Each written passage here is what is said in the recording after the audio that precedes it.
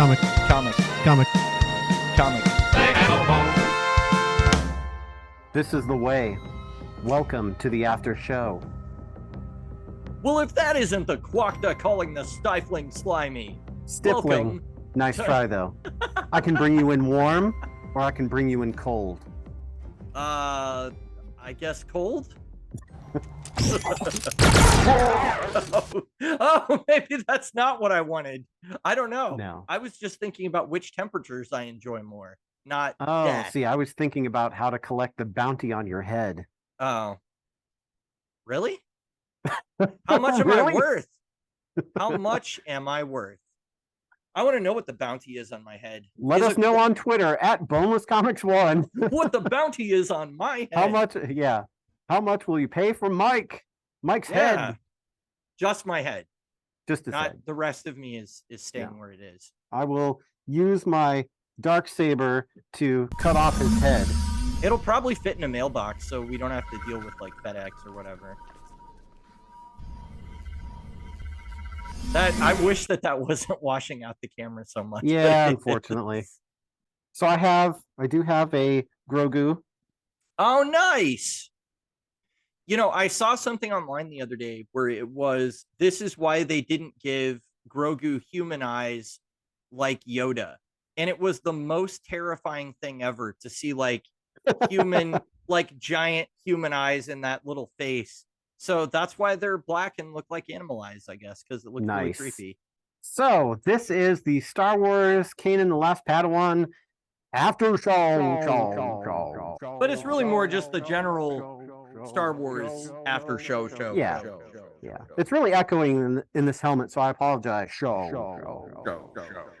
So what I've done here is I've collected a whole bunch of Star Wars information to kind of talk about the shows and the movies and the universe at large and kind of fill in some of those missing gaps, but also some research that I did that I found really interesting about, you know, we have characters that appeared in the original movies or they appeared in the prequels, and then we have all this animation where we further develop their characters. And it's a lot of kind of information to keep track of, like, well, where did I see this character, or where's that planet from? Is that familiar? Have we been there before? Mm-hmm. So I tried to kind of tie all of those things together, because as the universe expands, and you know, not just the universe expands, but the fictional universe of Star Wars expands, right. There's more and more lore that's added, but it's being added very out of sequence, because we have the middle of the trilogy that starts in the 60s, 70s, and then we have the beginning of the trilogy that starts in the early 2000s, and then we have the end of the trilogy, in the last several years, and then we have all this stuff in the middle that's been, coming up here and there. So I kind of wanted to take it in like chronological order of the actual Star Wars like universe events. I have maybe not a follow-up question on that, but maybe like a broader question involving franchises in general. Do you think that Star Trek and Star Wars, and we could include Marvel and DC in this as well, do you think that it is a good thing or a bad thing that we are getting so much content right now that there's literally something coming out at every point of the year? So I might get a bounty on my head for saying this, but a lot of people are not really happy about Disney taking over, and some of the favorite characters they've read about in novels being made into animated shows and live action that they're just not happy about, because it was their character in a book and now it's changing. So and then the original George Lucas version versus what like Dave Filoni and Jon Favreau are doing is a little bit different. So it kind of rubs some people the wrong way. For me, like when I first started watching The Mandalorian, I was like, this is cool. Like this is a live action series. Like this is Star Wars. This is awesome. Like just the kind of Western feel and like the outlaws and the bounties and the mercenaries. It was a cooler side of Star Wars that I really hadn't seen anything of. I've always seen, the Jedi and the Jedi Council and the Empire and Darth Vader and yada, yada, yada. And I was kind of just like, I knew about them, but it wasn't enough to really draw me into the universe. But The Mandalorian like really did that, to where it just had this feel about it. that was really, I don't know if it's necessarily unique, but it was really cool. I really liked it. And so then from there, I started watching more series and more shows. And we went through and watched the entire Clone Wars animated series. And it has its ups and Wow. downs. There's, certainly some episodes that are drier than others because they really had to, do a lot of stuff that didn't change the overall universe. So it's probably really hard to Mhm. write a lot of stories for that. But it was funny because when I got to the sequels, the movies that came out in, the last several years, like I think Force Awakens was like 2015, so it's been, more than Yeah. just a couple of years, but Little while. those movies to me don't feel quite like Star Wars. Like the way the action is filmed, especially the space battles, is very different than what you usually see in Star Wars. I'm not, a cinematographer, so I can't, articulate it, but it's just the feel Mhm. of it is just different. Like when I watch that, I'm like, it feels like we're playing with Star Wars, but we're not actually like legit, doing it. Whereas like the Mandalorian and everything, very much so.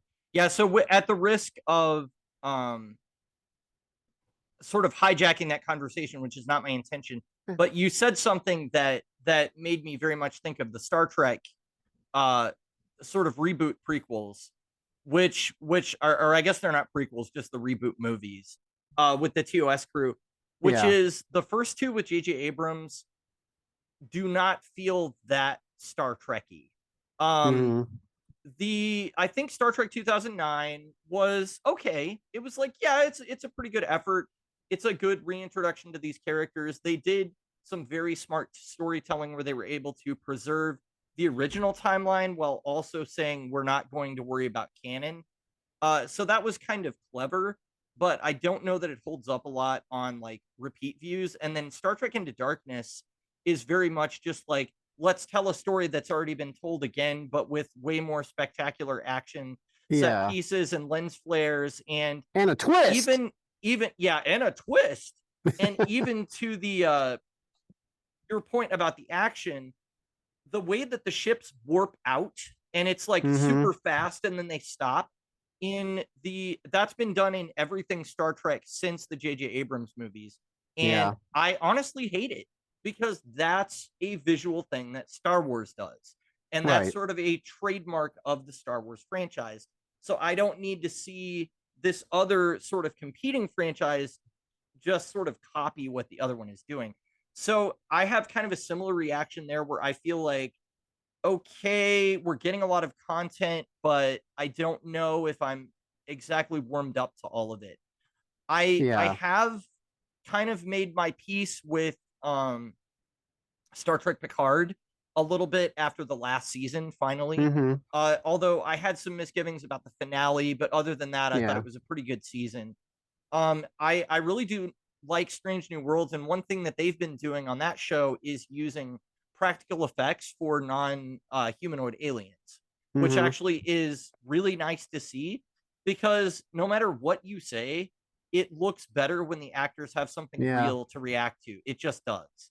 Like Mm. they've been doing stuff with like they had some born babies that were like hatching and they were all puppeted on the show, and then they added like if they needed to animate something like blood or it getting hit by a phaser or something, then that part would be CGI. But like for the most part, the puppet is there and they're just augmenting it with CGI. And I Yeah. think that while Star Trek probably they were a late adopter of CGI because they really weren't using it until the latter seasons of Deep Space Nine, the latter seasons of Voyager, really too much at all. It was all like models and stuff. But I think it's nice to see them go back to that. And from what I understand, Mandalorian does something similar, where it's like Yeah. they're doing a lot of practical in camera effects. And I think that goes a long way towards making these franchises that are kind of older feel like more of what they are. Right. Well, and that was something that Star Wars, like the prequels did, is that, Yeah. they replaced a lot of the practical effects with the Mhm. CGI. And then to make matters worse, when they released episode 4, 5, and 6 on, I don't know if it was probably DVD Yeah, the first, DVD. Mhm. they, added all this additional footage, which was kind of cool, but they added a lot of CGI along with it. So it's like now, not only have you created this new CGI fest, but you've tainted the original with additional CGI, and it just that left a bad taste in a lot of fans' mouths. And like even watching Right. it today, it's just like that was why did we need this? Like why did we Yeah. need to add this additional scene with them riding on, a bantha or whatever, but it's like moving like this because it's CGI. Like why did And we need early that? 2000s CGI Oh as yeah. well. Yeah. It was like That's the Matrix Reloaded with the crazy like cape spinning in the air, slow motion. Like, why did we need to do that? If we just cut that out, it would have been fine.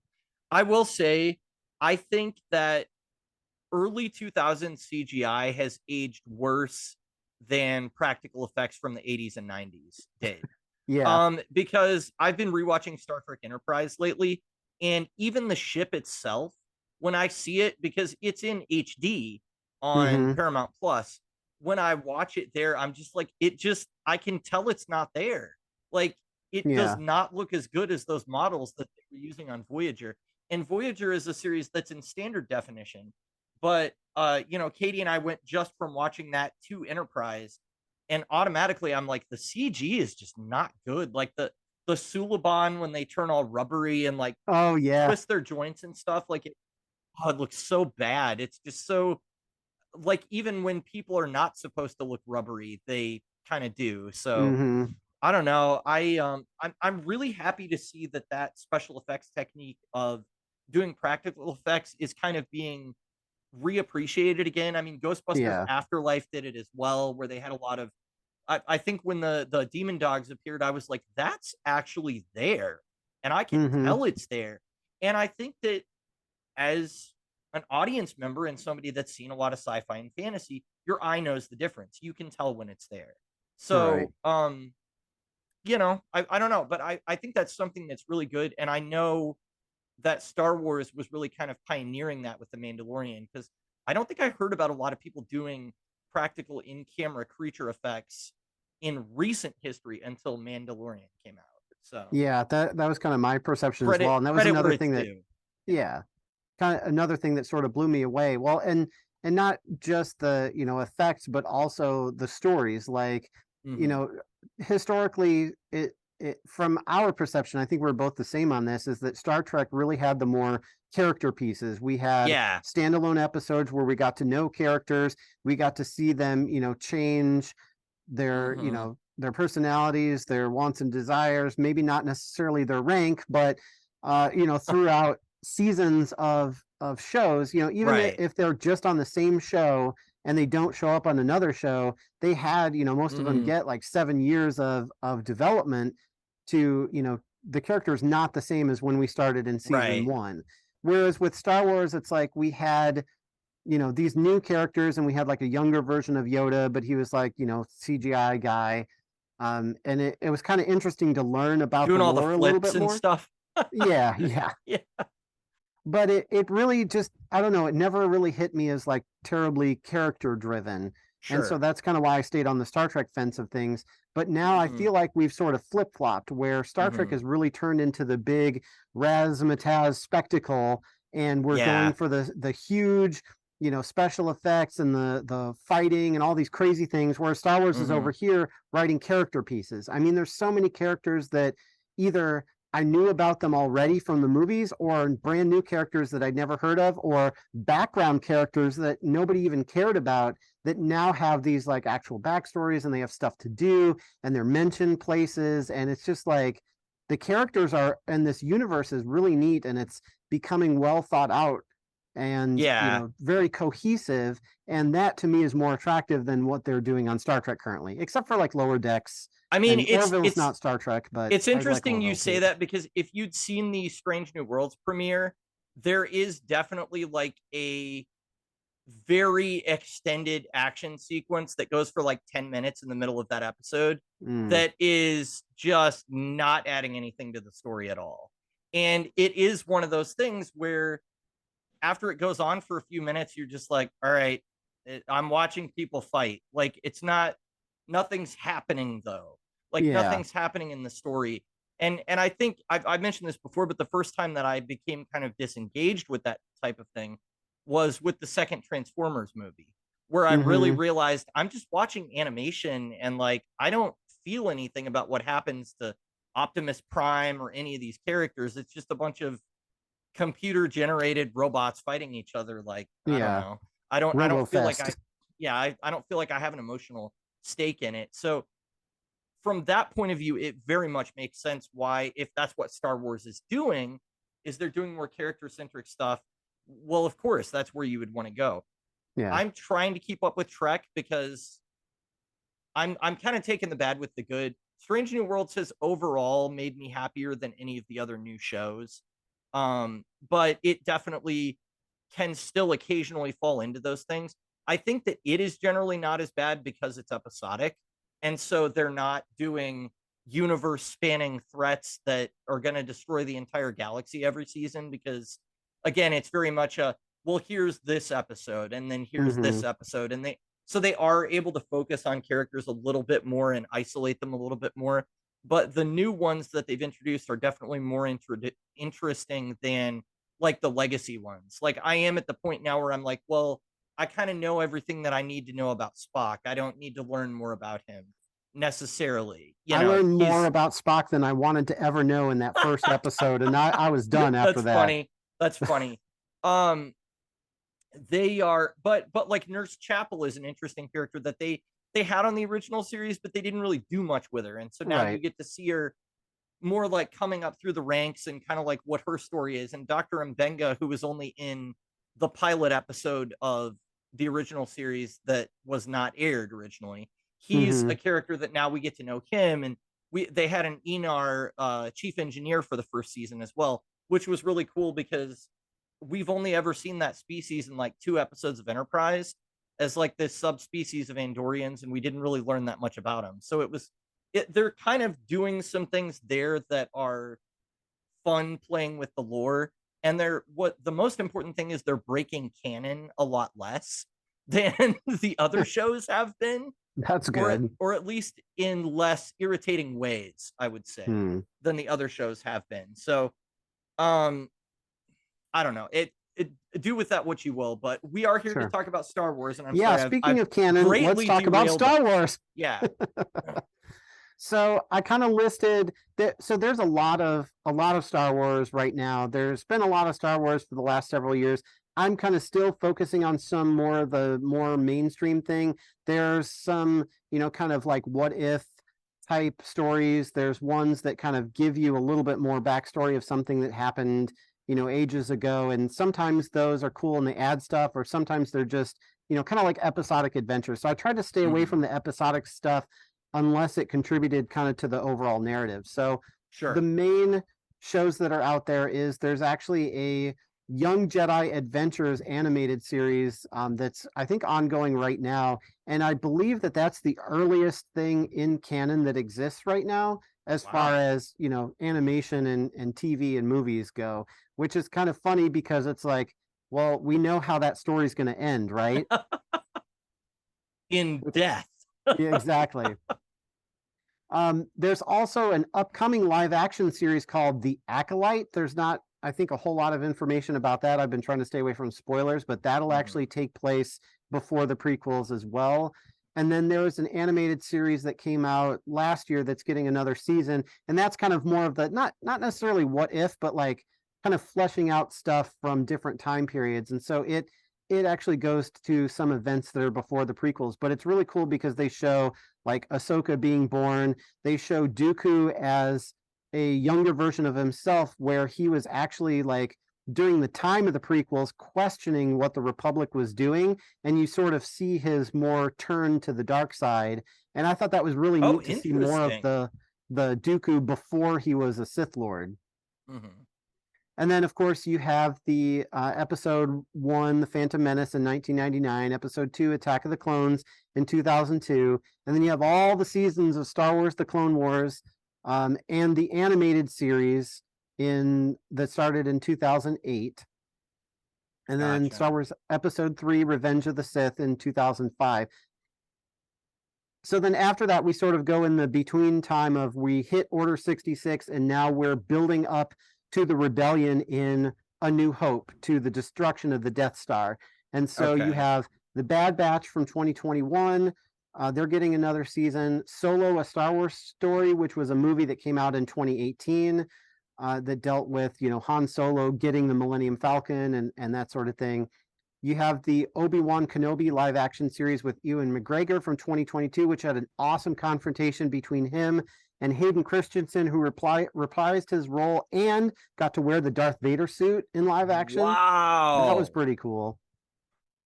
Then you have Star Wars Rebels, which ties into what we were talking about in the episode.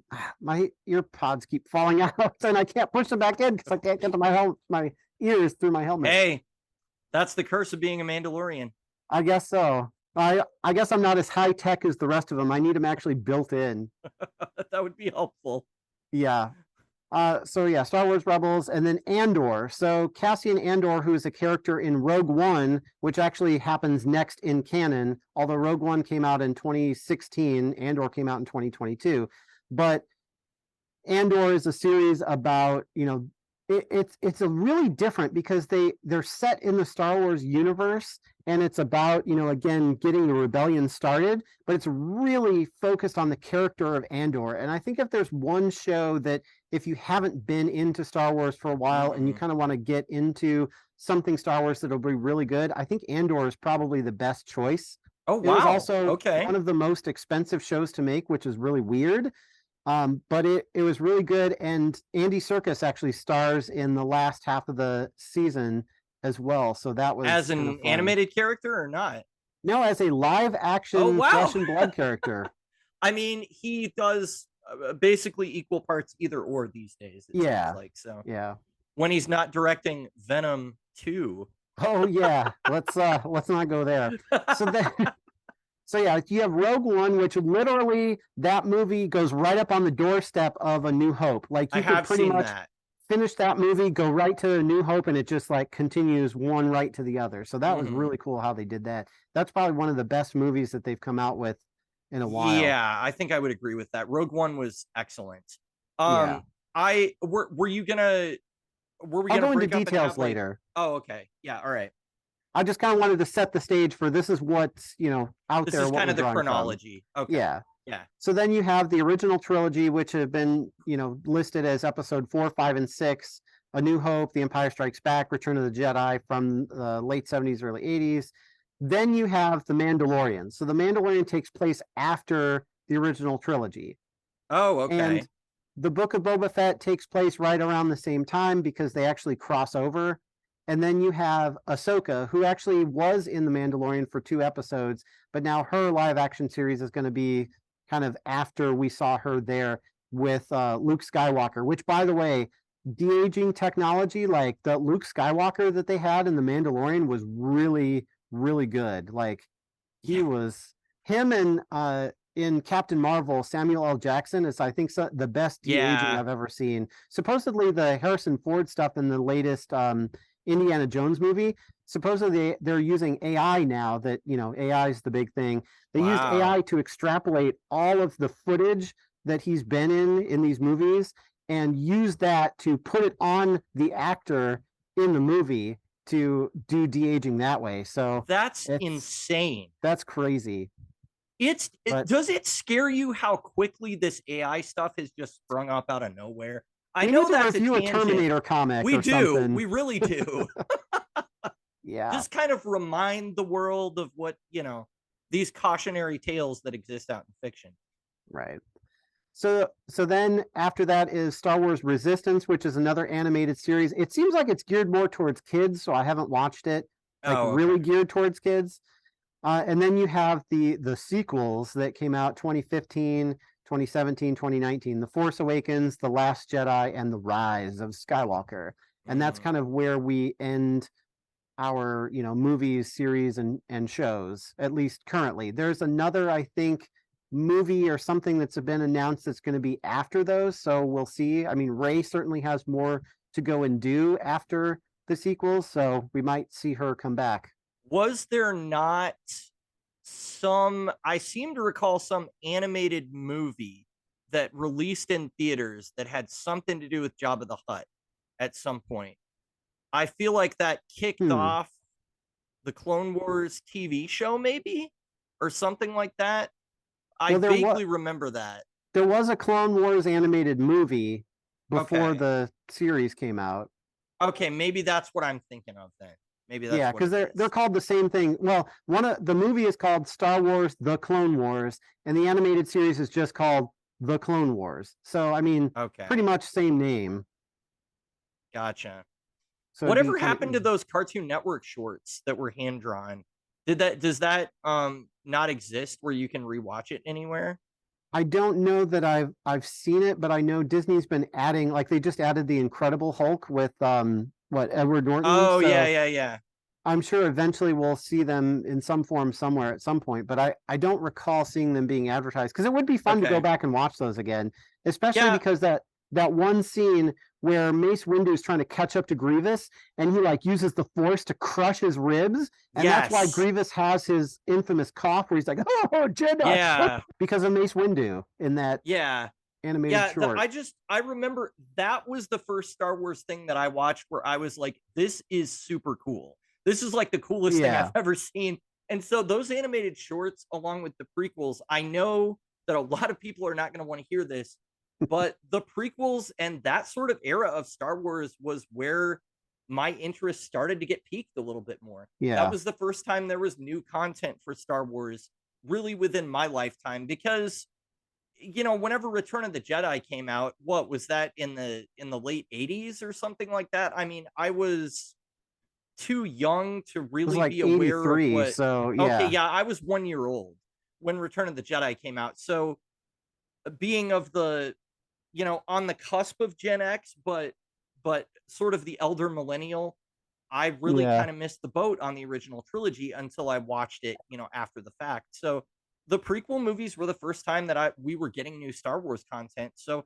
I remember seeing Phantom Menace and Attack of the Clones in theaters and thinking like, oh yeah, these are, kind of interesting. They're not too bad. They're fun, kind of like take you for a ride movies, I guess. Mm-hmm. Yeah, I think that was the thing, is it was like adults at the time were criticizing it because it wasn't the Star Wars they grew up with, and Hmm. kids at the time were like, "Ooh, this is cool, flashy, Right. stuff." Got into it, and so now we're at the point where the kids who watched the prequels are now grown up and they're making movies and films, and so now we're kind of going that direction anyway. And that, I Hmm. think that's why you have that like clash, like Star Wars fans are so picky about Star Wars things and they will argue and yell because everybody has their own version of what's canon and what's not, and they argue Right. over it, and it's a big thing. Yeah. That makes sense. So I've got kind of a timeline put together, and it's a lot of information, but I also want to kind of talk about it a little bit and kind of just tell Okay. the tales of some things that have happened that I thought were really interesting, and some like characters that we saw, in previous things that, have come back and they've had more character development and sort of, catch up on what's going on in the Star Wars universe. Sure. So the first entry I have is 100,000 years before the Battle of Yavin, which is basically before Star Wars: A New Hope takes place. And I just wanted to mention it because its construction of the first city levels on the planet Coruscant begins. So Coruscant is super old, and it is a planet that is completely industrialized. So instead of a big city here and there, it's the entire planet is one big city. It's all Oh, infrastructure. The whole thing has been colonized. So that was kind wow. of an interesting bit of trivia. And then skipping ahead to 25,000 years before BBY, before Battle of Yavin, the Jedi Order is founded. So the Jedi Order has been around for, tens of thousands of years. And so Mhm. has the Old Republic, because it was formed around the same time. And then the Mandalorian civilization is not quite as old. It was more around like 10,000 or 9,991. Some of these dates are approximate because they're based on, a movie or a novel, or there's conflicts, or we're not really sure, or it was a flashback that somebody kind of mentioned and we think it's here. So don't take these dates as they're exactly set in stone. So don't tweet at me on Twitter and say you got your date wrong. It's approximate, okay? Or do tweet, because controversy creates, sort of Engagement on the podcast. engagement, yeah, on the podcast. And so give us all of your angry tweets. I will There we respond to go. each one of them with sarcastic gif. There we go. Or it should be a sarcastic Star Trek gif. It should be.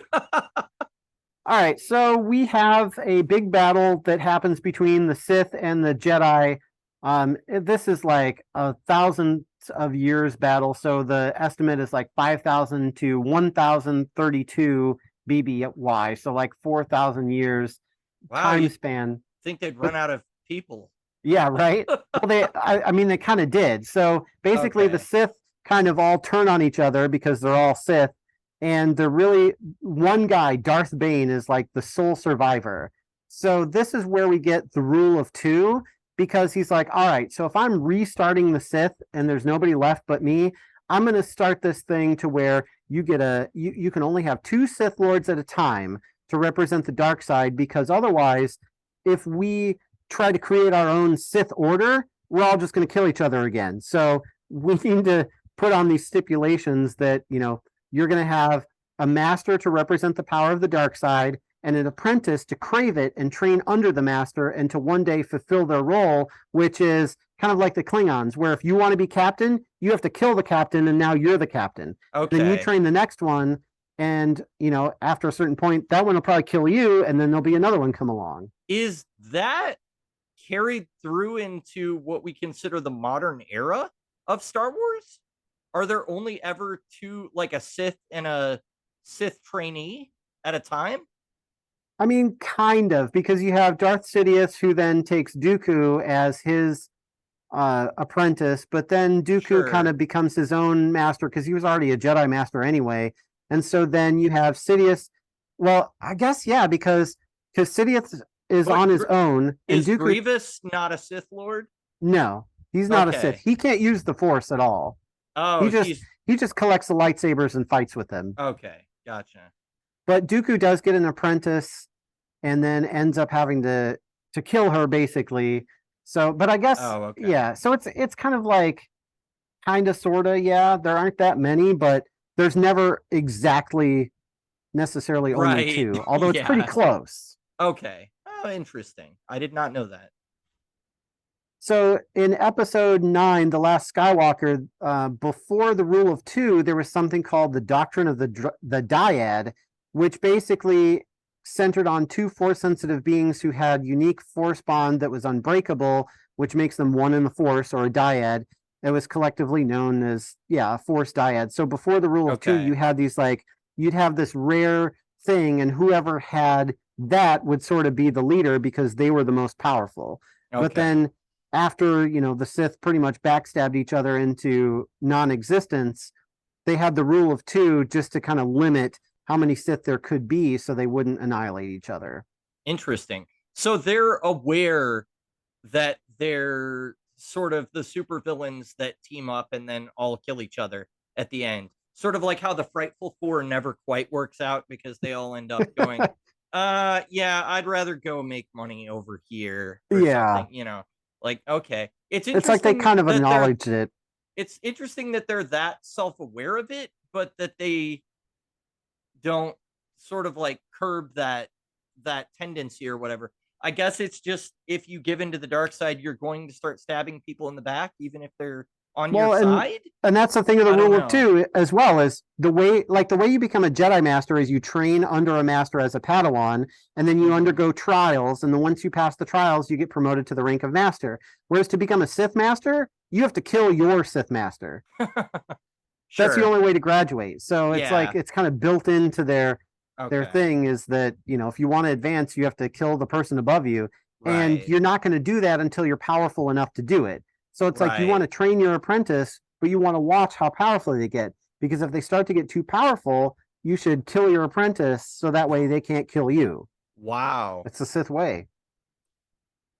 Seems like a very difficult way to run an organization. I mean, yeah, it really does. And that's probably a good thing, because we don't want Sith everywhere. Right.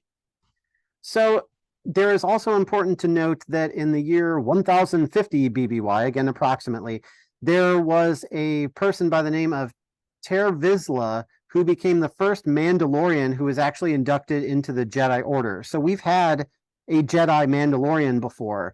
And so they actually wanted to create a unique weapon for this character, but you can't have a weapon that's not a lightsaber if you're a Jedi, because a lightsaber is going to cut through just about anything.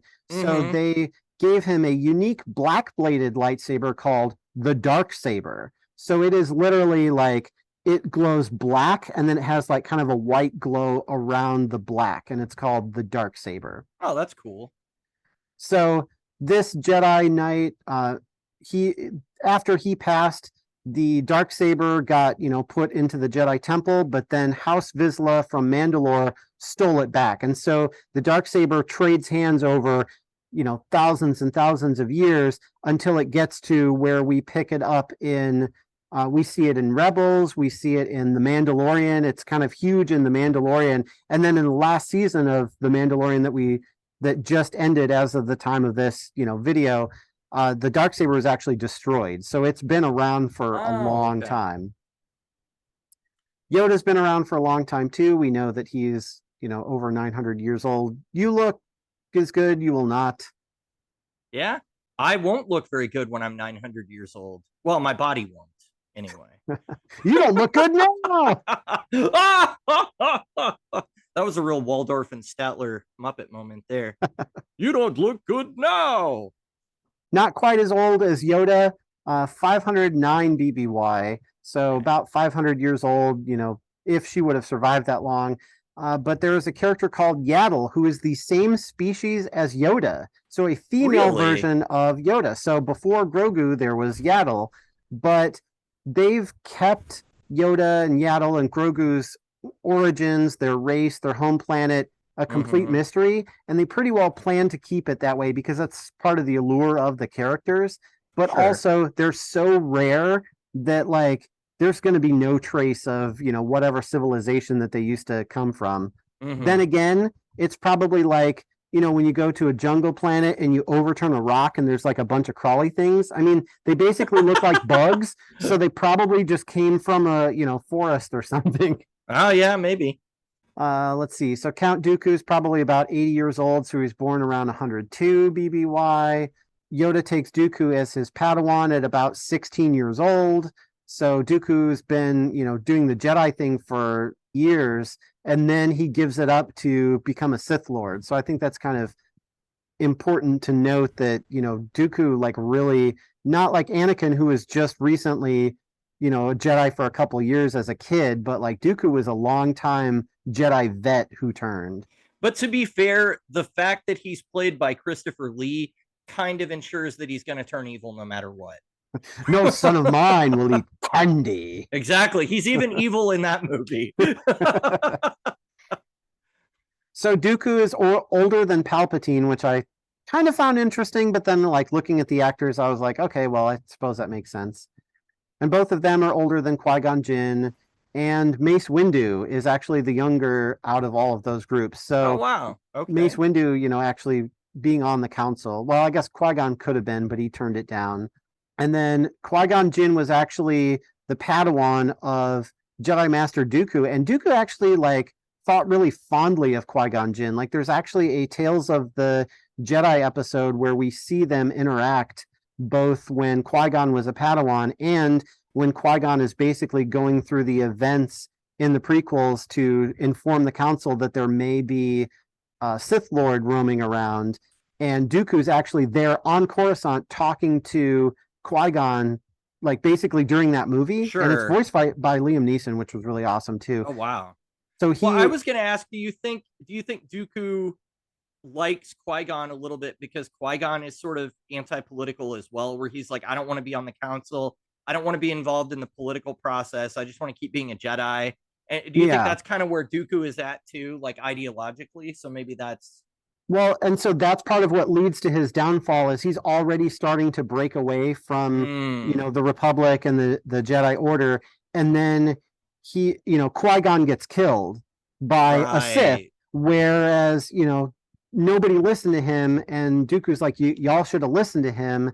And so that kind of like seals the deal basically of him going to the dark side. Okay. And like, I don't really think you get that kind of backstory in the prequels, but I'm like, no, this would have really made it a lot more like fleshed out. Well, and a lot more dramatic. Dooku is just Yeah. kind of like a mustache twirling guy that shows up in Yeah. Attack of the Clones, from what I remember. Um, That's kind of how it seemed. so I didn't realize that there was that much depth to his character. So So I wrote down Obi-Wan Kenobi's home planet based on I don't think it was a Comic-Con, but it was some kind of like interview that like a convention in Florida. So there was this comedian and talk show host named Jon Stewart, who's, oh yeah, a I real know life person. I know Jon Stewart. And so he's interviewing George Lucas, and they're asking, hey, what planet is Obi-Wan Kenobi from? Because we've never talked about that before. Mm-hmm. And so George Lucas jokingly goes, Stew John, as in Jon Stewart, but Stew John. And so now that's how canon works. So that's where Obi-Wan Kenobi is from. Okay. Yeah. So Palpatine is from Naboo, so he becomes a senator for Naboo, and so we kind of see that in the prequels, where like his rise to power. There is another, so Dooku gets an apprentice later named Asajj Ventress, and she's in the Clone Wars. So she's a Night Sister on the planet Dathomir, which is the same planet that Darth Maul is from. Oh, okay. They're the same race. So she's the female version of the same race. And we get to see Dathomir. We get to meet a lot of the other Night Brothers and Night Sisters. And Mother Talzin, who's like the empress or the mother of all of them, that race, and kind of the downfall of that planet too. So that was a really nice, like, kind of backstory fleshing thing that we got to do, not just in the Clone Wars, but even in the Star Wars Jedi game with Cal Kestis. We get to go to Dathomir and meet cool. a single Night Sister who survived. I always liked Darth Maul. Just visually, he's one of the coolest alien designs that they've done. And the fact that he sort of just exudes this quiet menace throughout through the Phantom Menace, throughout that movie, without really having dialogue, is really cool. Yeah. I mean, his performance and his physicality is so charismatic that, like, you're not rooting for him, but it's like, it's exciting whenever he's on the screen. So it's cool that they've expanded some of that lore out a little bit. That's good to know. Yeah, and even though he gets his limbs chopped off or no, not his limbs, but even though he gets chopped in half, yeah, he still comes back. And it's not that far of a stretch, because, Anakin came back as Darth Vader. So, but Maul has this whole cycle, and we'll get into this, where he comes back, and then he has a vendetta against Kenobi because, Maul had the high ground, so he really should have won, but he didn't. Right. Well, they don't talk about that, but it's still kind of funny. And yeah, we'll get into that. So the whole high ground thing is just silly. Like, that was, come on, you could not come up with something better than that. Like, that's some great dialogue there, guys. That's like the line where he's like, only Sith deals in absolutes. Like, if you Google that, there are memes galore of every time in Star Wars that a Jedi says something that's an absolute, and then you see Obi-Wan Kenobi, only Sith deal in absolutes. Only Sith deal in absolutes. Like, come on. So, it's not perfect, but they're one of those statements that you can't backpedal from. So you probably shouldn't have written it in the first place. So they were actually going to use Ventress as a female Sith Lord during the development of Episode 2, Attack of the Clones, but they decided to abandon that idea in favor of Count Dooku. Okay. So we almost had Ventress instead of Dooku. Interesting. Okay, so here's something I think we really need to settle and talk about. So in 46 BBY, Padme is born, and then 41 BBY, Anakin Skywalker is born. So there's only a 5-year difference between him and Padme. So if he was 10 and she was 15, and then, 10 years later, he's 20, she would be 25. So it's not that crazy that they would have a relationship, because Natalie Portman and Hayden Christensen really look like there's like a 10-year gap. We have a 10-year-old boy and a 20-year actress, and that was a little weird. But then to see him grow up and be 20 and be like, hey, mama, I'm grown up now. And she's like, you'll always be that little boy on Tatooine. It was like, this is a little creepy. Yeah, it's a little weird. I don't know that the dialogue there does them any favors either. I mean, I think that the actors made the best of it that they could, to try and make the romance work. But another moment from Attack of the Clones that just sticks out to me as ridiculous is the whole she knows Jedi can't fall in love, da da da da da, and then she comes to him with like, "Hey, I'm in this low cut outfit, but I know Jedi can't fall in love." And it's like, okay, well then what are you doing? So they can fall in love. They can fall in love, but attachment is forbidden. So they can have a one night stand. Oh, that's fine. And then as long as he's not attached, he's out. He's good. But the other thing is, okay, so she's queen, and then she becomes a senator. So she's rich, right? She's loaded. Yeah. So there was like a cartoon or something I saw that was like her saying, "Okay, Anakin, the Jedi don't allow attachments, so why don't you just leave the Jedi Order? You can keep your lightsaber, you can keep using the Force, and I'm rich, so you could literally just sit around all day or go practice the Force or do whatever you want, and we could be openly married." Right. Like, easy solution. There is no downside. Exactly. Yeah, well, it's what it is. So back to Dooku a little bit. So he becomes disillusioned with Republic because he's noticed some corruption, and he thinks the Jedi Order has become too connected to the government, which, I mean, is true. Yeah. So he leaves, and he gets introduced to Palpatine, and so he then gets involved in this war where there's an invasion of his home planet, which is called Sereno, which is caused by his brother, Count Ramil, who had hired mercenaries to attack the planet to turn its people against the Republic. And so Dooku ends up having to kill his brother. So he reclaims the title of Count of Sereno after killing his brother, and he took possession of the family fortune, one of the largest in the galaxy. So that kind of helps explain how he's able to fund a lot of what he's doing and why he's called Count Dooku. I never understood any of that. Is any of that in the movie, or is it all in like stuff that was released afterwards? This is stuff that was released afterwards. Okay, yeah, that so makes sense. One thing that I cannot do is quote every single source of where everything comes from, because there are so many sources. That's fair. It's like, what book did this come from? What year was that published? What show? What episode? And it's a lot. So that's fair. So we have Grogu, who's actually born in 41 BBY. So he's still, old in like human terms by the time we get to the Mandalorian, but for a whatever race Yoda is, not super old. But he's born and raised at the Jedi Temple on Coruscant as an initiate of the Jedi Order. So he pretty much goes right into being a young Jedi the same year that Anakin is born. Okay. So Qui-Gon Jinn, if you notice, is not on the council, but he was actually extended an offer and turned it down.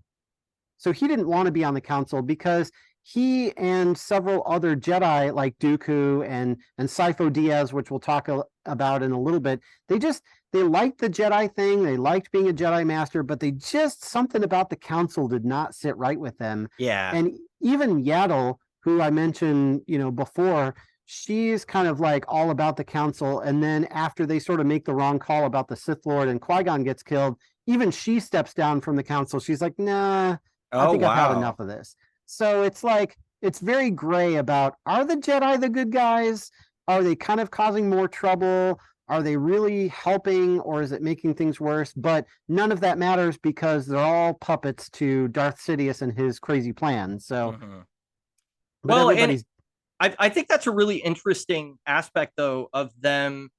That makes me wish that we had spent a lot more time developing that sort of stuff with Qui-Gon in the Phantom Menace and showing how he's kind of like averse to politicizing the Jedi and using them as like enforcers for governments and things like that. I mean, I think it makes sense that there would be people that would object to that because that's very morally. Right. That's kind of like a slippery slope that could go wrong very easily. So yeah, that's really fascinating to me. I mean, that's, as you're talking through a lot of this stuff, it's really making a lot of the prequel things make more sense or feel more fleshed out to me.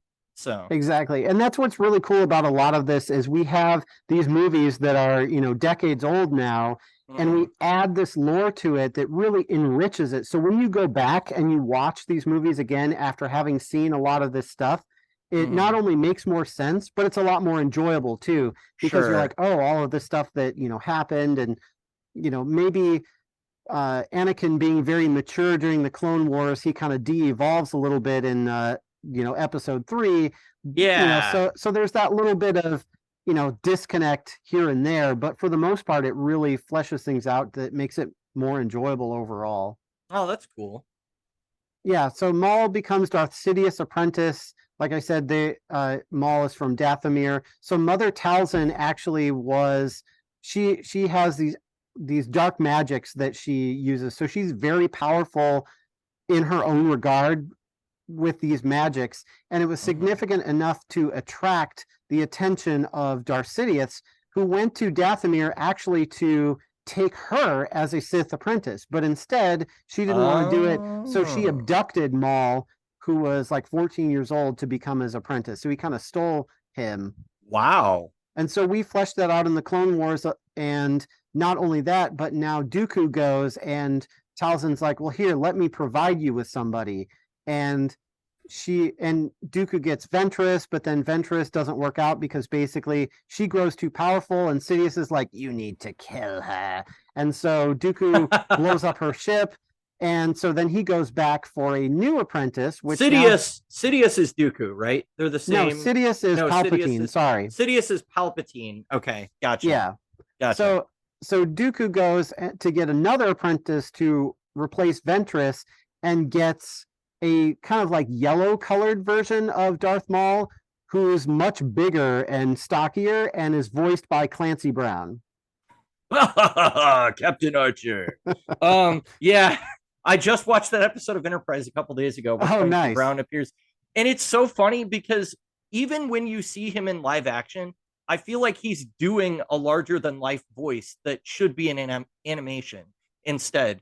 Like, he's just one of those people that he's such a big personality, like, Superman, I will destroy you with this kryptonite. It just, it's almost unbelievable that that's how he talks in normal day-to-day life. Yeah. Well, like when he was on The Punisher. Oh, yeah, same thing. Like, even when he's just being casual and smiling, it's just like, oh, you're scary, dude. Right, I know. He's just so intense. Yeah. Well, and so having him play a Darth Maul character. Yeah. And he's a huge guy, and his name is Savage because he's very savage. Oh, no. Yeah. Well, animation trope there where you have an on-the-nose crazy name that's just a mispronunciation. We've been reviewing comic books. They're not much better for that. Yeah, true. There's a Dr. Stephen Strange, but who am I to judge? Nice. All right, so that takes us up to about the Phantom Menace, where I'm not going to, go through the whole movie, but basically, Padme Amidala becomes queen at age 14. She hosts a summit, and Darth Sidious is accelerating his plans, so he has the Trade Federation invade Naboo, and also at the same time, Qui-Gon liberates a slave and takes a kid with him by gambling and winning a pod race. And the Sith make their presence known to the Jedi. Palpatine becomes Supreme Chancellor, replacing Chancellor Valorum, who really looked like Malcolm McDowell to me, but is not. The most important thing about the pod race is that there was this awesome video game that was made based on pod racing. I think it was N64. Maybe it was PS2. I can't remember, but it was real cool. Anyway, go ahead. Well, and in the original, not the one that they redid on DVD, but the original cut, the people in the stands were all Q-tips that were painted different colors. That's hilarious. Oh my gosh. Talk about practical effects. So, yeah, Obi-Wan gets promoted to Jedi Knight. Qui-Gon Jinn is killed. So there's this whole thing that happens that you really miss out on, that happens really at the same time. And then when we get to the Clone Wars, it's really confusing because, and it's supposed to be because Obi-Wan's like, who's Sifo Dyas? What are these clones? What's this thing that I've stumbled upon? And it never really made sense to me because I was like, so some guy commissioned clones and then he died, and then Kenobi happens to find it. And so he's like, hey, let's use them for the Republic. Great. Now we have an army. Like, it was so weird. Yeah. So Sifo Dyas' backstory was actually promised by George Lucas to be revealed in episode 2 or episode 3, Revenge of the Sith. However, once Lucas refocused the film story to center on Anakin and his downfall, he had to cut out several plot points related to Attack of the Clones, including Sifo Dyas' backstory. Wow.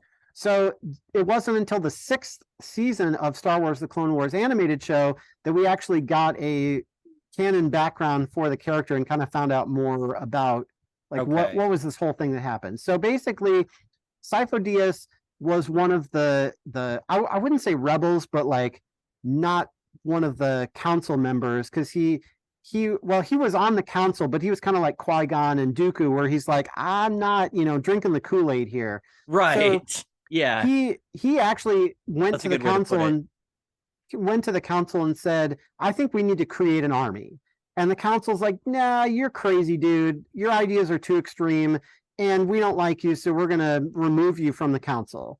Mm-hmm. So even though it had been rejected, he did it anyway. So he, on his own, contacted the Kaminoans, lied to them, and said, yeah, I totally got permission for you to create this clone army for the Republic. How did he pay for it? I don't know. Who signed the contract? I'm surprised no one found out, but that's the canon. So basically, very classic mad scientist behavior. Yeah.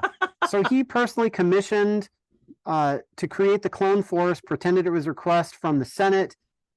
Somehow the Sith caught wind of this, and Dooku, who was leaving the Jedi Order and really starting to become his own Sith Lord, basically had claimed that Dyas had willingly worked with him to create the clone army because of the future that Dyas had foreseen. So we get this in the Clone Wars because, when we're talking, we have these movies and we have these movies, and we're writing a show that takes place here or here, we know what happens. So what starts to happen in these stories is these characters now get insight into future events, or they get visions of things to come because we know what's going to happen. We've seen it in the movies. Sure. So they can kind of like get around characters making certain decisions because they're like, oh, I foresee that the Republic is going to have a downfall and the Jedi are going to get killed. So I need to create this army to make sure that doesn't happen.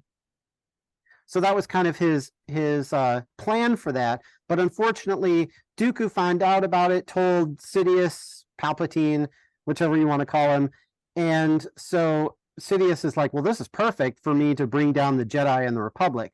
Right. So Dooku has him assassinated, has Sifo Dyas assassinated. Sure. And so they took over the Clone Army project, and they added this behavioral modification biochip to be installed in each clone, which would, later become Order 66. Sure. So they actually they did it under the guise of, this is a safeguard against rogue Jedi. So if a Jedi ever goes rogue, we're going to have these clones not have any personal attachment and be able to take them out, because if they hesitate, they're dead. So they just kind of retooled this to say, you're just going to kill all Jedi when we give the order. Yeah. Find all the mutants. Exactly. So then we see in Tales of the Jedi, we actually see Dooku going to the Jedi Temple on Coruscant to erase any mention of Kamino in the temple archives by using Sifo Dyas codes. So then that leads us into Attack of the Clones, where we get the movie that, Obi-Wan goes through this whole thing of well, there's nothing in the archives about it, so it must not exist, right? So they kind of added that as to why. Okay. And so Yaddle is actually present during the prequels, although she confronts Dooku, and Sidious is basically like, you have to kill her now. And so Dooku does, and that's why we never see Yaddle, because the only other Yoda-type character besides Grogu, but she's a female, she gets killed by Dooku. So Yoda defeats Dooku, doesn't he? in that Anakin movie. does. Oh, Anakin does. I Yeah. remember Yoda pulling some real flashy moves against him towards the end of that movie, but maybe I'm wrong. Yeah, they fight, but he gets away. Oh, And okay. same thing when he fights Sidious or Palpatine. Sure. He gets away, and so then Yoda has to Okay. escape too. Yeah. Okay. So apparently at this same time, this is where Sidious kills his mentor, Darth Plagueis, and ascends to being Sith Master for himself. So the way he talked about it in the movie, it made it sound to me like this was like, 20, 30 years ago. But apparently this all happened kind of around the same time. Oh, interesting. Which kind of makes me wonder, are we going to see him at some point? Yeah, Like, I was going to say, you around would the think that Phantom we Menace? would want to see that, but I don't know. Yeah. A lot of this seems like it's supplemental lore that's kind of been like pieced together and put in after the Right. fact, which is not necessarily a bad way to tell a story. I mean, one of my favorite Trek show is Deep Space Nine, and they sort of prided themselves on being able to retcon in elements that made sense with what they'd done before, but that they hadn't originally planned for. Yeah. I mean, that was very much part of their storytelling. So I That's think the same sort of thing here, where we're not trying to change what happened or change the past, but we're adding things to it and maybe tweaking it a little bit to fill in some blanks. So then Count Dooku openly denounces the Galactic Republic as a futile enterprise that was hopelessly burdened by corruption and favoritism toward the core worlds. And so he founds the Confederacy of Independent Systems, which caused the thousands of star systems to secede from the Galactic Republic and become the Separatists. So they have separated from the Galactic Republic, so they're separatists because they're basically like, I don't like what you're doing. I think you are corrupt and futile, and I'm going to start my own country. It's like if the Southern U.S. was like, hey, Northern U.S., we don't like you anymore. We're going to pull all these states out, and we're going to become our own new country. Yeah, and we're going to have this guy Dooku lead us. I hope that never happened in our history. Or like if someone in Waco declared that they had their own country in the middle of Texas, and then the United States declared war on them. That would be crazy. Yeah. But we don't want to get political on this show, so we're going to move to Attack of the Clones.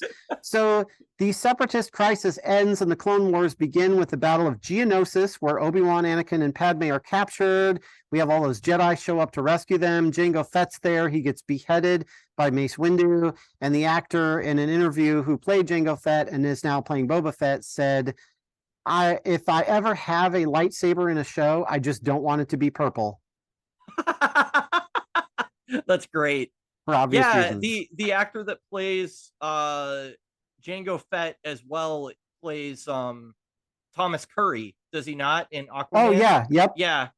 It's the same guy, which is so odd because they're extremely different characters. Yeah. So let's see, Attack of the Clones. Yeah, so Anakin and Padme get married. Anakin becomes a Jedi Knight. Ahsoka is actually assigned to Anakin as his Padawan learner in the Clone Wars. And so this was another, like, when Ahsoka appeared, people did not like her. They thought she was whiny, she was annoying. And now she's like kind of one of the most beloved characters to come out of that era. Yeah. And now she's getting her own show. So I was going to say and I barely know anything about her. I've seen maybe just a handful of episodes of that show, but my understanding was she's like a fan favorite character that everybody seems to love. So yeah, I don't know.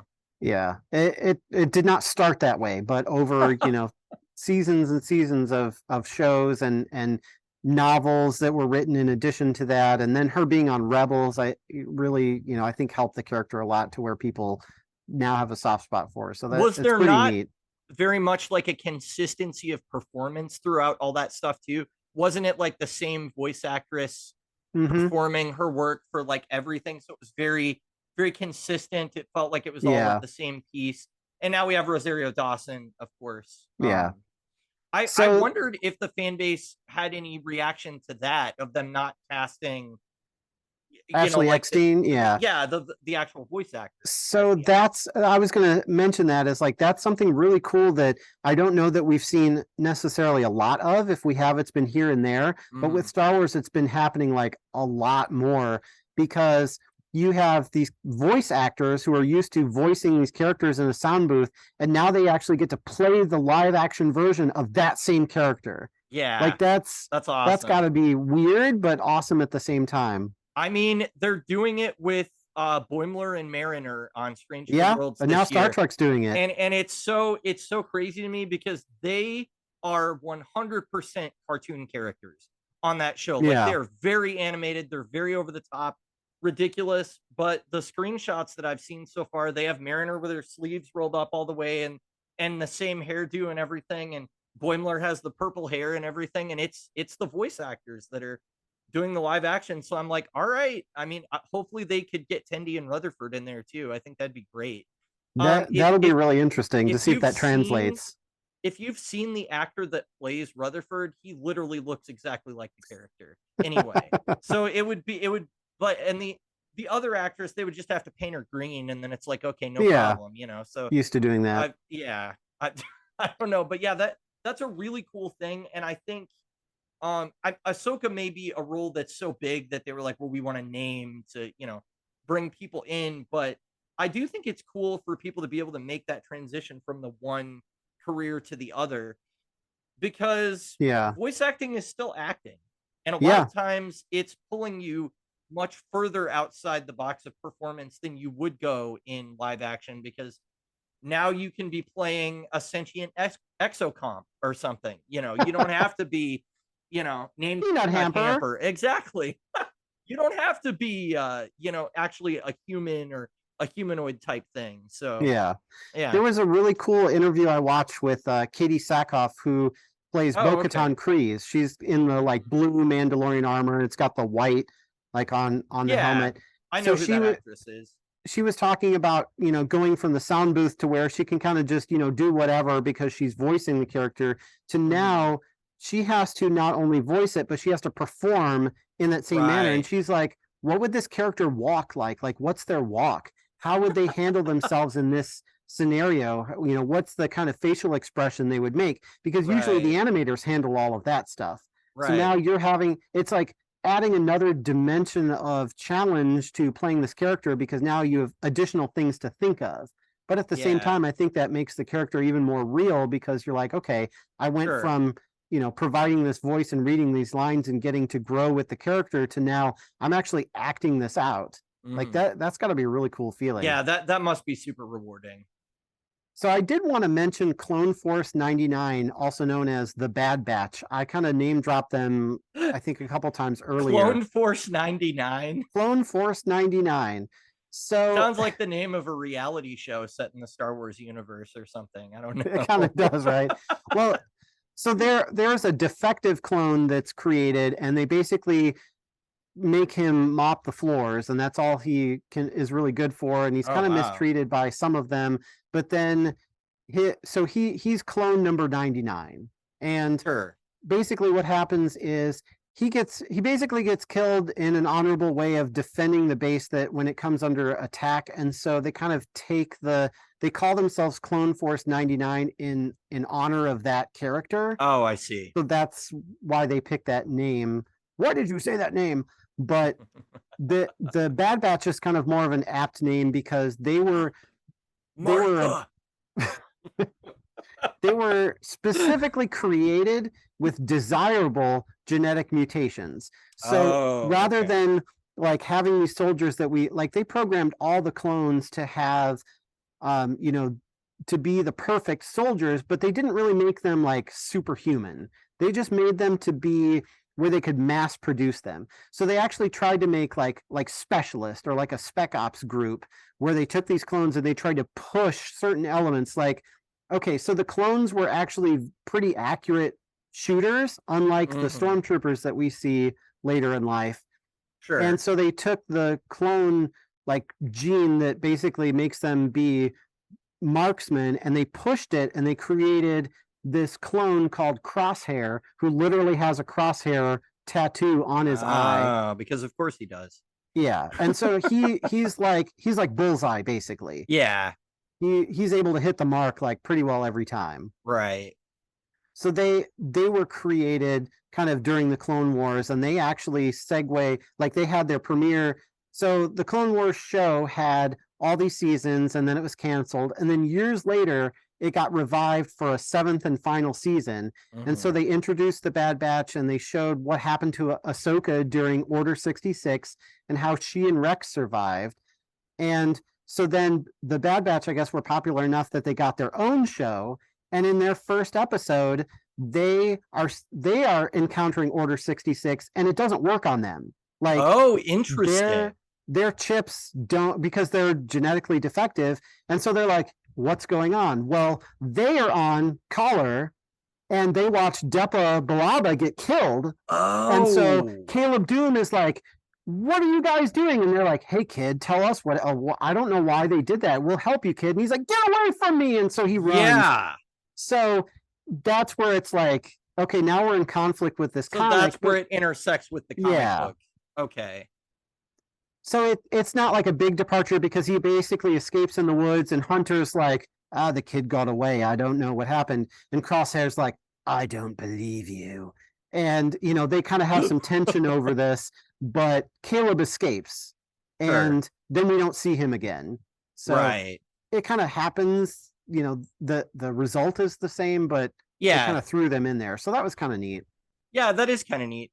Actually, I mean, I feel like I would enjoy that more, almost having read the comic, because knowing where that character is then going to go from there is kind of cool. Yeah. So, of course, you'll be like, who are these weird looking clones? Right. Well, yeah, Well, they're not weird looking. They all look like Temuera Morrison, right?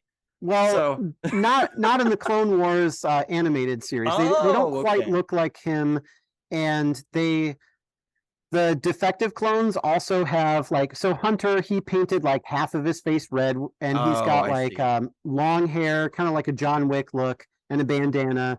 And then you have Wrecker, who his eye is like white, and he's got this like big scar on his face, and he's like a huge dude.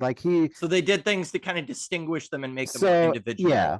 And that's one of the things they did in the Clone Wars too, was like all the clones, and like a lot of them have names, like nicknames, and they do their facial features different, so that way you can kind of tell them apart a little bit. Okay. But the Bad Batch, because they are genetically different, they very much physically look different as well. Okay. So they don't look like a clone who just has different hair or an extra, tattoo or whatever. They really do look different. Different t-shirt. Yeah. And so there's a guy named Tech, and he really, when he takes off his goggles, he really looks like a kind of nerd character. Oh, okay. So they really changed the character models for those. Yeah, well, that makes sense. So there's this episode of the Clone Wars, and I want to bring it up because it ties into the end of Star Wars Rebels, which then ties into Ahsoka.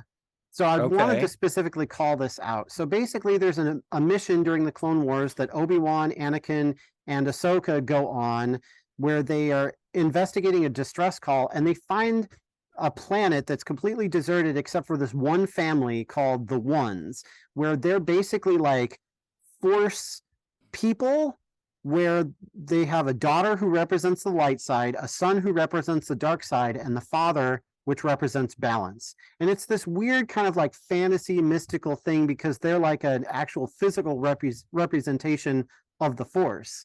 Sort of like the weird stuff they did with the Speed Force on the Flash, where it's like Barry's talking to his mom, but his mom is the Speed Force or something.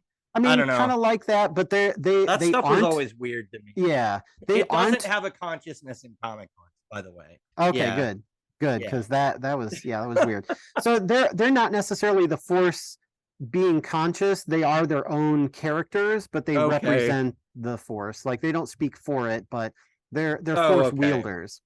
Interesting. So basically, the father goes on this thing about how he tests Anakin, and is like, hey, you're the chosen one. You're supposed to bring balance to the Force, so I want you to replace me to balance my light side daughter and my dark side son. And Anakin's like, nah, I don't want any of that noise. I'm out of here. So then the son finds Anakin and gives him a vision of the stuff that he's going to do in the future. And Anakin goes nuts and basically turns to the dark side early. So then the father steps in and erases Anakin's memories and says, no, don't mess with this. And like undoes that. It undoes that. How, I don't know how you Weird. say that, but Undoes it. He undoes it. So that was kind of like a weird thing. And Undone. yeah, undone. Undone. So that was a weird thing, but it was kind of neat because it was sort of like foreshadowing something you'd already seen, but we knew that that wasn't going to stick because he has to, you know, go through in the it movie. would destroy the timeline. Exactly. The timeline. But they kind of mess with stuff like that a little bit where they're like, we're destroying the timeline. Nope, just kidding. So it can be kind of interesting. But yeah, during all of this, when they're trying to turn Anakin before the vision thing, basically they produce this dagger that's the only thing that can kill the daughter, the son, and the father. And so they're like, the son is just like going nuts. He's a bad guy. He represents the dark side. We need to put a stop to him. Let's use this dagger. So the son is like, y'all ain't gonna kill me. So he possesses Ahsoka, and like she's got this like energy in her veins and her eyes glow, and takes her over and makes her fight Anakin. And so in the ensuing battle, Ahsoka dies. And so then I think the son goes to stab the father, but instead hits the daughter instead. And so then he's like, oh no, I actually like the daughter. So then he escapes, and the daughter uses her remaining life energy to revive Ahsoka. Wow. So this is all important. That all happened, but then it all got undone by the end of it. So I think that would be one of those where I'm like, so why did we do this then? Yeah. So it was a really weird episode. It was really far out there. Yeah. But basically there's a painting on Lothal, which is the planet that we keep going back to in Star Wars Rebels. And there's a painting of the father, the daughter, and the son. And they have to figure out how to unlock this weird mystery puzzle in order to get through this gateway that's basically like a realm that exists between the light side and the dark side. It's like the world between worlds. So so we're actually kind of getting into this weird sci-fi idea. So it becomes an actual tangible dimensional plane then? Well, that's the thing. That's new. We see this in the last like episode or two of Rebels, and then that's it. Okay. So supposedly Ahsoka picks up at the end of Rebels, so maybe we'll see where this goes. Okay. But that was an interesting, like, this is really weird, and really weird for Star Wars too. Very weird for Star Wars. Yeah. Typically again, and I said it at the beginning of the comic book review, but I think when I frame it more as a fantasy franchise, it makes more sense in my brain, because they don't usually get into things like parallel dimensions or time travel, or a lot of some of the like more sci-fi tropes. They don't tend to play with those. It's more things just work because they do, and maybe there's a little bit of science behind things, but it's not really important to the story. I don't know, what do they have, like kyber crystals or something that power the sabers or something like that?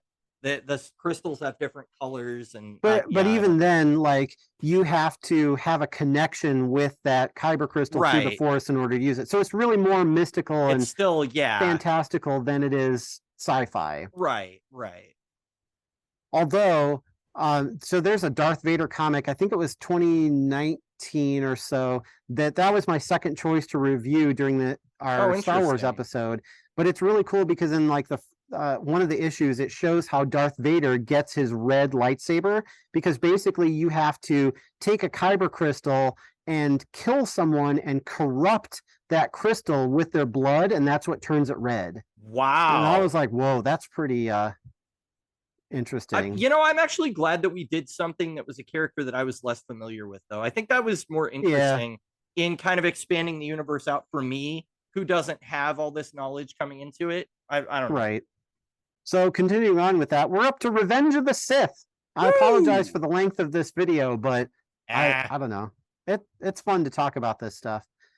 So one of the things so there are additional things in the Clone Wars that add more backstory to Anakin's downfall, because when you watch Revenge of the Sith, the movie, it kind of seems like Anakin's a little bit whiny. It happens, and he kind of snap of a finger. Yeah, he kind of just like trips, and now he's on the dark side. Mm-hmm. So one big thing that happens is Ahsoka Tano, who is his Padawan. And so basically in the Jedi Order, once your Padawan gets promoted to Jedi Knight, you become a Jedi Master, and then you get invited to go on the council. Well, what happens is Ahsoka is framed for bombing the Jedi Temple hangar. And Anakin's like, I know she didn't do it. It's Ahsoka. She wouldn't bomb the temple. But there's some, evidence that makes it look like that she did it. And so the council's like, nah, this is bad press for us. We are going to expel you from the Jedi Order while this investigation is going on, and we're not going to have anything to do with this. So that leaves a bad taste in Anakin's mouth. He goes, he proves her innocence, and finds out that it was actually this other Jedi Padawan who was turning to the dark side, and clears Ahsoka's name. And so basically the council comes back and they're like, hey, we were wrong, but you can come back into the Jedi Order and be a Padawan if you want. And Ahsoka's like, I've seen some stuff that's kind of made me question if this is the right thing to do. And now that this has happened, I'm done. And she leaves. Right. So she never becomes a Jedi Knight. And so that was one of the things that's happening during this time frame that really would have made Anakin. So when he graduates from being a Padawan, they're like, we'll give you the rank Jedi Knight, but you don't get a seat on this council. And he's like, what do you mean? How can I be a master and not sit on the council? That's BS. So that kind of gives some legitimacy to why he was frustrated. Okay. So yeah, I mean, and he had moments of kind of losing his crap already in Attack of the Clones, because I think in Attack of the Clones is the one where he slaughters all those things in revenge for the death of his mother, right? Yeah, Doesn't all the sand people. All the sand people. So he does do that. He had already done that, so I get that he was already on the path. But my memory of the movie is very much that he just turns like into his own close-up in camera at one point, and he's like, I'm evil now. And it was basically that quick, where it's just like, I've now made. And I mean, he was kind of hanging out with Palpatine. I remember some of that too. But it seemed like his turn was very quick, and it wasn't motivated super well within the story. So it's good.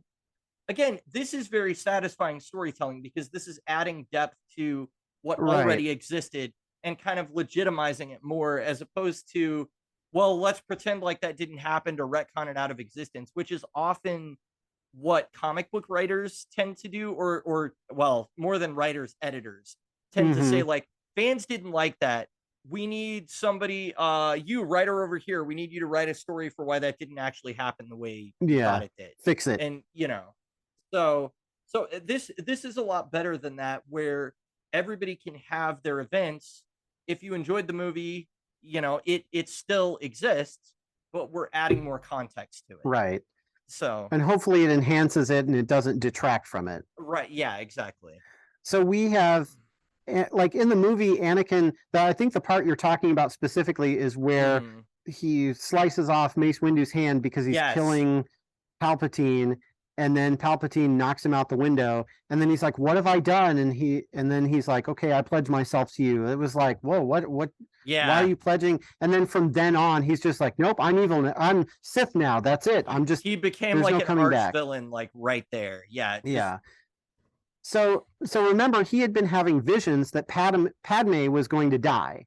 And so Palpatine knew this and was kind of feeding it, and he's like, well, have you heard about Darth Plagueis the Wise? He was able to, keep people alive through some means that people would call unnatural. So he was kind of like sowing that seed of like, hey, I have a way to save her, and you might have to stray outside of the Jedi Order to find a way to do this.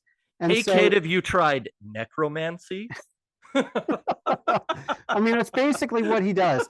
So in the movie, it's like he whispers that to him, and then so when Windu's like, no, this guy is too powerful, we need to kill him. And Anakin's like, wait, don't kill him. He is my only hope of keeping Padme alive. He's all I got.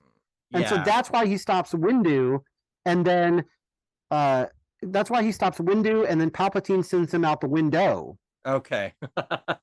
That seems more motivated. I don't remember a lot of that coming across in the film. No, it really it didn't, because like he was just moody all of the time, and then all of a sudden, like you said, he turns into the camera and then he's like, I now have a scowl on my face that will not go away. Yeah, very much. So, and that was a criticism of the prequels a lot, and that was, criticism for Hayden Christensen as well. Like, he as an actor really, I think, had a tough time with it. And so all of the stuff that, has come out in the past couple of years, and like having Kenobi and having him be Hayden Christensen be in the Darth Vader suit and actually getting to act through there was like a total like, oh wow, fans love me now. Back then it wasn't well received, but it's working now. So that was really neat to see. Cool. So Darth Maul, who is very much alive, he somehow he was like he's basically, let's say from the waist down, he's cyborg now. So he's half cyborg, and that's how there's a whole lot of weird stuff that happens with him, but essentially he ends up kind of having mechanical parts, and that's how he's able to function. And now he's not going to be making any baby Darth Mauls, I guess. After his accident. I don't know if they have babies, or if Mother Talzin just like does some magic or something. I don't know. Spring out of the ground. I mean, could be like dwarves. So Maul basically goes to Mandalore because he needs a place to hide, and he wants to stir up some trouble, and he has this vendetta against Obi-Wan Kenobi because he left him for dead, basically, because he killed him. Well, tried to. So he starts manipulating a civil war from behind the scenes, and so you have on Mandalore, you have this whole thing about there are pacifists, and then there's the Death Watch, and they want to overthrow the pacifists, and then the Jedi get involved, and all this stuff that happens. But basically, he kills Vizsla. Terra Vizsla was the guy who had the Darksaber as a Jedi. It gets passed down through his house, and so Maul kills the guy who has in the house that has that Darksaber and takes it as his own and becomes the leader and starts leading all of this stuff. So he gets to do his own little, behind the scenes nefarious stuff, but he gets a vision through the Force of Palpatine's plan to execute Order 66 and all of this stuff. So he stirs up this controversy on Mandalore to get Kenobi and Skywalker to come to Mandalore to set things straight, so that he can take his revenge on Kenobi and he can kill Anakin, so that way Palpatine can't have his new Sith apprentice. Because basically, Darth Sidious, Palpatine didn't treat him very well, and then, left him for dead. So Maul's on his own side now, and he has it out for everybody. So that's pretty cool.